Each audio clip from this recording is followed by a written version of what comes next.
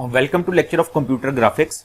इस लेक्चर में हम कोहन सुदरलैंड एल्गोरिदम के बारे में पढ़ेंगे कि ये एल्गोरिदम है क्या और इसकी बेसिक वर्किंग किस तरह से है। इसको मैं दो पार्ट्स में डिवाइड कर रहा हूं। हम इस लेक्चर में पार्ट 1 यानी इसका आधा पार्ट इस लेक्चर में कवर करेंगे, आधा पार्ट नेक्स्ट लेक्चर में कवर करेंगे ताकि आपको समझने में थोड़ी सी आसानी रहे। तो Cohen Sutherland is one of the popular line clipping algorithm. Line clipping algorithm क्या है? इससे पहले वाले लेक्चर में हम पढ़ चुके हैं कि हम सिर्फ लाइन क्लिपिंग एल्गोरिदम में कहते हैं कि जो विंडो हमारी क्लिपिंग विंडो है उसके अंदर जो लाइन का पोर्शन है सिर्फ वही डिस्प्ले करवाना है, जो उससे बाहर है वो डिस्प्ले नहीं करवाना। तो इस एल्गोरिदम में it is detected weather the line lies inside the screen. ये स्क्रीन से मुराद क्लिपिंग विंडो के पहले तो डिटेक्ट हमने ये करना होता है ना इस एल्गोरिदम में कि वो जो क्लिपिंग विंडो है वो लाइन उसके अंदर है या वो उससे आउटसाइड है, और it is outside the screen या आउटसाइड द क्लिपिंग विंडो। ये हम डिटेक्ट करते हैं इसके अंदर। We have 3 categories that identify whether the line is inside the clipping window, outside the clipping window.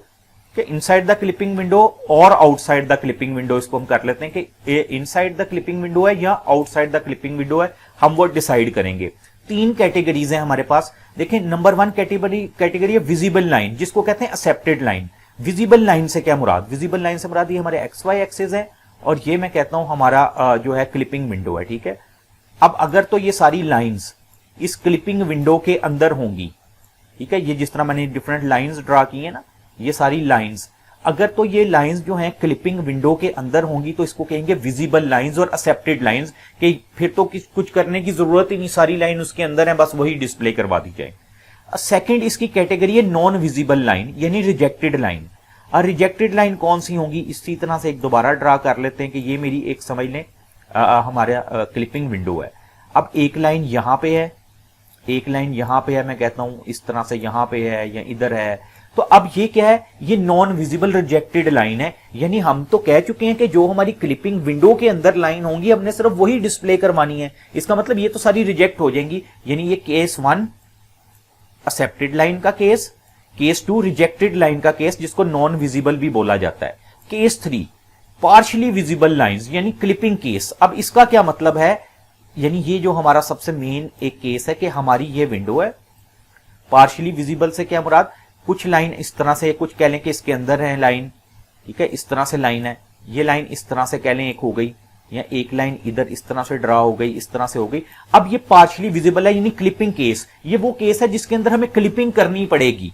अब क्लिपिंग कैसे करनी पड़ेगी? आप देखें ये वाली जो लाइंस इस हमारी जो क्लिपिंग विंडो से बाहर है लाइन का एरिया, मैं इसको थोड़ा सा ये देखें, एक ये जिसको मैं सर्कल कर रहा हूं, हमें इसको रिमूव करवाना पड़ेगा। हमें ये वाला एरिया कुछ बाहर है, इसको रिमूव करवाना पड़ेगा। हमें इस लाइन में थोड़ा सा पोर्शन, ये वाला लाइन हमारी क्लिपिंग विंडो से बाहर है, ये वाला क्लिपिंग विंडो से बाहर है, यानी इसको हम जो है वो फिर यहाँ पे क्लिपिंग केस होगा या क्लिपिंग रिक्वायर्ड होगा। जिसने लिखा ना क्लिपिंग केस, आप इसको कर लें कि यहाँ पे हमें क्लिपिंग रिक्वायर्ड होगी, हमें क्लिपिंग करनी पड़ेगी। पहले वाले केस में तो क्लिपिंग रिक्वायर्ड ही नहीं है क्योंकि वो सारा विंडो साइज के अंदर है, और दूसरा जो है वो वैसे ही रिजेक्टेड लाइन है, उसके अंदर कोई चीज है ही नहीं है हमारी विंडो के अंदर। तो थर्ड वाला जो केस है उसको हम क्लिपिंग केस बोलेंगे कि वहां पे क्लिपिंग रिक्वायर्ड होगी हमें। तो अब ये एल्गोरिदम किस तरह से काम करता है? The screen is divided into 9 region. जो हमारी स्क्रीन होगी, डिस्प्ले स्क्रीन, हम उसको 9 रीजन्स में टोटल डिवाइड करेंगे। आप ये देख सकते हैं ये हमारे पास आप कह लें कि 9 रीजन्स हैं, ठीक है। अब इसमें नंबरिंग कर देते हैं। देखें ये जो नंबर है ना ये रीजन शो कर रहा है, region 1, region 2, region 3, region 4, region 5, region 6, region 7 और रीजन 8, रीजन 9, ठीक है। ये हमारे पास 9 रीजन्स हैं, यानी हमने स्क्रीन को 9 पोर्शन में डिवाइड कर दिया। इसके बाद क्या? 4 bit code is assign to each region. अब ये जो हर रीजन है ना 1, 2, 3 से लेके 9 तक, हर रीजन को एक 4 बिट कोड असाइन किया जाएगा। 4 ये बिट से क्या मुराद? वो कोड 1 और 0 की फॉर्म में होगा और वो 4 बिट्स होंगी टोटल। वो किस तरह से करेंगे उसको भी देखते हैं। और वो जो 4 बिट होगा वो रिप्रेजेंटेड कैसे होगा? TBRL। T क्या है? Top, B for bottom, R for right और L फॉर लेफ्ट, ठीक है। टॉप, बॉटम, राइट और लेफ्ट। अब देखते हैं कि किस तरह से हम 4 बिट को असाइन करेंगे। आप ये जो हमारे पास रीजन है, डॉटेड लाइन है ना, रीजन जिस तरह 9 इधर थे, ये भी 9 रीजन ही है। ये जो आपको डार्क कलर में नजर आ रहा है ये हमारी क्लिपिंग विंडो है, यानी ये वो विंडो है जिसको हमने डिस्प्ले करवाना है, जिसके अंदर सिर्फ जो लाइन होंगी उनको डिस्प्ले करवाना है, बाकी हमने लाइंस को रिजेक्ट कर देना है। तो इसको अब किस तरह से असाइन होंगी वैल्यूज, हमें पता है कि ये वाली जो चीज है इसको हम एक्स मिनिमम कहते हैं। हमने जब क्लिपिंग स्टार्ट की थी और विंडो के बारे में पढ़ा था तो हमने बताया था कि ये जो इधर बॉटम में इस चीज को एक्स मिनिमम कहते हैं, यहां पे जो वैल्यू है वो एक्स मैक्सिमम है, और ये वाला जो एक्सिस है हमारे पास वाई एक्सिस है, तो इसमें वाई मिनिमम और ये वाई मैक्सिमम, ये तो कोऑर्डिनेट्स हैं इसके। उसके बाद अब टॉप को किस तरह से आइडेंटिफाई करेंगे। टॉप जो है इफ तो अगर तो y greater than y maximum हुआ तो हमारी टॉप वाली बिट आप कह लें कि वो ऑन होगी, हम टॉप वाली बिट को 1 से रिप्रेजेंट करेंगे। और बॉटम क्या होगा, अगर तो y is less than y minimum हुआ, यानी वो वाले रीजन जिस रीजन को हम देख रहे हो वहां पे जो y है वो लेस देन y मिनिमम हुआ, तो हम क्या करेंगे, बॉटम वाली बिट को ऑन करवा देंगे, यानी बॉटम वाली बिट 1 होगी। ये बिट की सीक्वेंस ऐसे ही हमने रखनी है, TBRL, ठीक है। पहले टॉप को चेक करेंगे, फिर बॉटम को, फिर हम राइट को, फिर लेफ्ट को। राइट क्या है, राइट के अंदर x आ जाएगा, x is greater then x maximum, ये वाली चीज x is greater then x maximum हुआ तो हमारी राइट जो है वो बिट ऑन होगी। और लेफ्ट के अंदर क्या, x is less than x minimum, ये वाला, यानी x is less than x minimum हुआ तो ये वाली बिट ऑन हो जाएगी। किस तरह से इसको हम करके देखते हैं। अब सबसे पहले तो आपने ये चीज याद रखनी है इसमें कि ये जो हमारी विंडो है ना, ये हमेशा इसका कोड क्या होगा, टेट्रा जीरो, है ना, टेट्रा जीरो के 4 दफा 0, ये तो इसी तरह से इसमें होगा। अब बाकियों को कोड कैसे साइन होंगे, ये जो हमारा पोर्शन है इसको मैं इस तरह से कर देता हूं 1, यानी रीजन 1, इधर छोटा सा लिख देते हैं रीजन 1। अब रीजन 1 को कैसे असाइन होगा, मैं यहां पे अपनी आसानी के लिए लिख देता हूं टॉप, ठीक है, ये B for bottom, R for right और L फॉर लेफ्ट। अब देखें रीजन 1 की अगर मैं बात करूं, क्या रीजन 1 जो है वो y मैक्सिमम पे है, यानी रीजन 1 जो है वो हमारे टॉप के ऊपर है। तो आप ये देखें सबसे ऊपर टॉप पे तो रीजन 1 ही है, यानी ये हमारा जो y मैक्सिमम है, यानी y is greater then y maximum हमने बोला, तो ये हमारी क्लिपिंग विंडो है, इस क्लिपिंग विंडो से तो ऊपर ही है, यानी ये वाला रीजन टॉप पे है, तो हम उसको क्या कर देंगे 1। बॉटम, क्या ये वाला रीजन बॉटम पे है, बॉटम तो यहां पे है बिल्कुल, जो अगर नीचे होता तो बॉटम पे तो नहीं है, इसका मतलब ये 0 रहेगा। क्या ये वाला रीजन राइट पे है, राइट साइड तो ये वाली साइड है जहां पे मेरा कर्सर है, ये तो लेफ्ट साइड पे है, इसका मतलब राइट तो 0 होगा।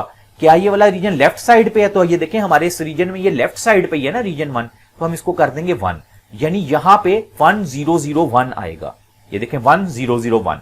अब इसमें देखते हैं क्या आएगा, इसको मैं लिख देता हूं इस तरह 2, कि ये रीजन 2 है, ठीक है। अब सबसे पहले देखिए क्या रीजन 2 जो है वो टॉप पे है, यस ये टॉप पे है रीजन 2। उसके बाद क्या ये बॉटम पे है, नहीं बॉटम पे तो नहीं है, बॉटम तो ये है जहां पे मेरा कर्सर है, तो इसका मतलब ये 0 हो जाएगा। क्या ये राइट पे है, राइट इसकी साइड तो ये है जहां पे मेरा कर्सर है, राइट पे तो नहीं है। क्या ये लेफ्ट पे है, लेफ्ट साइड ये लेफ्ट पे भी नहीं है, ये तो मिडल में है, इसका मतलब राइट भी 0 और लेफ्ट भी 0। तो देखें 1000 आ गया। अब रीजन 3 की बात करते हैं, क्या रीजन 3 जो है वो टॉप पे है, यस रीजन 3 टॉप पे है। क्या रीजन 3 बॉटम में है, बॉटम पे तो 0 है, बॉटम में तो नहीं है। क्या ये राइट पे है, तो ये राइट साइड ही है ना इसकी, हमारे रीजन 3 राइट साइड पे है हमारे इस एक्सिस के, तो हम इसको कहेंगे 1। क्या ये लेफ्ट साइड पे है, लेफ्ट साइड पे तो नहीं है, ये लेफ्ट साइड भी 0, यानी ये 1010 हो जाएगा, ठीक है। इसको 1010 कोड साइन हो गया। इसी तरह से ये रीजन 4 को हम देखते हैं। अब रीजन 4 देखें, क्या ये रीजन 4 टॉप पे है, नहीं टॉप पे तो नहीं है, ये क्योंकि ये तो देखिए सेंटर में आ रहा है ना, मिडल में आ रहा है, तो इसका मतलब ये 0 होगा पहली बिट इसकी। क्या ये बॉटम में है, रीजन 4 बॉटम में भी नहीं है, ये भी 0 हो जाएगा। क्या ये राइट साइड पे है, राइट साइड तो ये है जहां पे मेरा कर्सर है, ये राइट साइड पे भी नहीं है, वो भी 0 हो जाएगा। क्या ये लेफ्ट साइड पे है, ये देखिए ये वाली लेफ्ट साइड ही है इसकी, तो ये 1 हो जाएगा, यानी ये हो जाएगा 0001।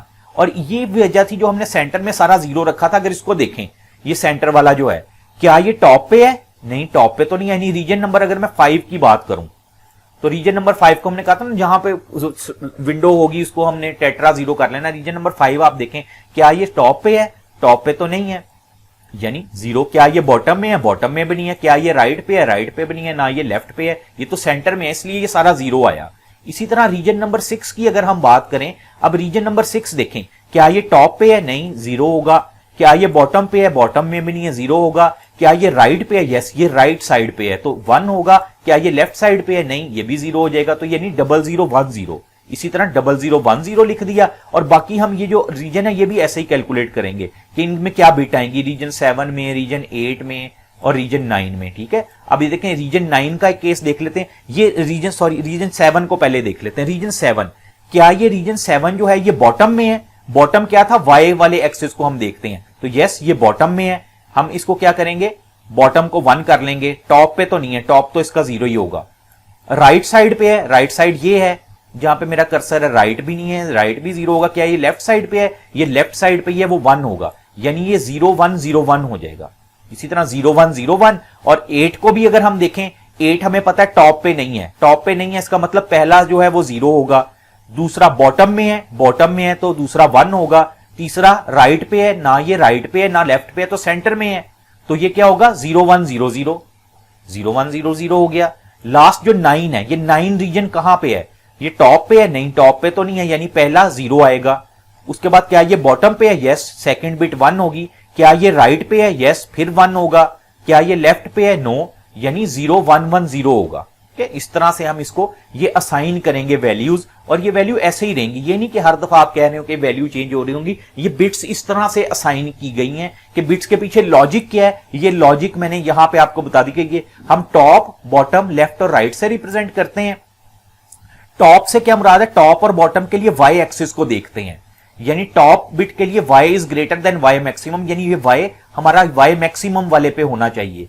और बॉटम के लिए हम क्या देखते हैं? वाई को ही देखते हैं। वाई जो है वो यहां से नीचे होना चाहिए, यानी बॉटम में होना चाहिए, या जो हमारी आप कह लें क्लिपिंग विंडो है उससे नीचे वाला जो एक्सिस है वो कहलाता है। इसी तरह राइट और लेफ्ट के लिए हम एक्स एक्सिस को देख रहे होते हैं। तो ये बेसिकली इसका था कि किस तरह से इसको बिट असाइन की जाती हैं, 9 रीजन में डिवाइड कर दिया जाता है। बाकी इसको हम अपने इसका जो पार्ट 2 है उसमें कंटिन्यू करेंगे। Thank you.